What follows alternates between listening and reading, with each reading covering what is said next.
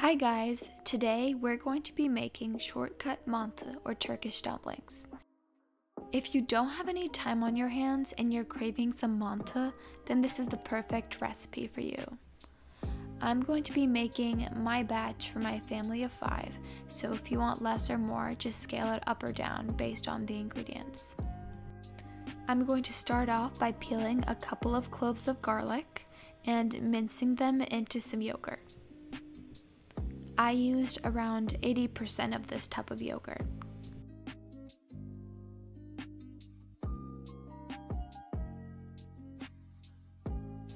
You can use either a manual garlic press like me or chop up the garlic really finely on a cutting board. You definitely don't want any big chunks in there.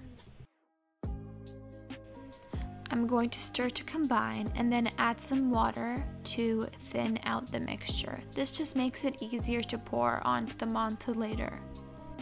When making the beef filling, I used around 1.5 to 2 pounds of thawed out ground beef, 1 large onion, and salt and pepper to taste.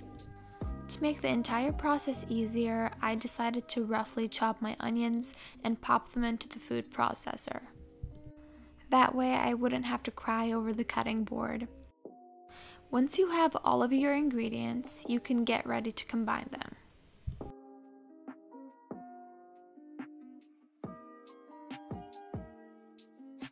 This is a simple filling, so I decided to go pretty liberally with my pepper and salt. But of course, you can always change this based on how you like your mantı. To help spread out the beef mixture, I added around 1 cup of water. This part is super optional, but I decided to put in some vegetable seasoning just to add a little more depth of flavor. Once everything is nicely incorporated, we're done making the mixture. At this point, you have to preheat your oven to 400 degrees Fahrenheit. It's crucial that you use raw or ready to cook tortillas, otherwise this will not taste like dough. And keep a greased baking pan next to you. To make the rolls, we're going to get a large tablespoon of the beef filling, putting it on our tortilla and spreading it out with our hands. Avoid the top of the tortilla so that you can put some water there and make sure that the rolls stick to themselves.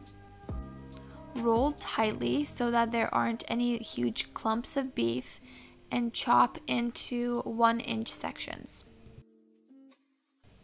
The individual rolls should look something like this. As you go along, place the rolls face up into the pan, making sure that you're pressing them tightly against one another. Then my lovely mom came to the rescue and helped me out. Before you put it into the oven, the pan should look something like this. These should be in the oven until the top is nice and golden brown. Mine took around 30 to 40 minutes. To make a very simple butter sauce, I used 1 whole stick of butter and a lot of paprika. Make sure you don't burn the butter, but stirring it until it gets nice and foamy is a good stopping point. This is what mine looked like when it was done. As you can see, there's a nice color on top and it's released some liquid that's now bubbling. The very last step is to plate your mantı, add some yogurt sauce, pour on some butter, and enjoy!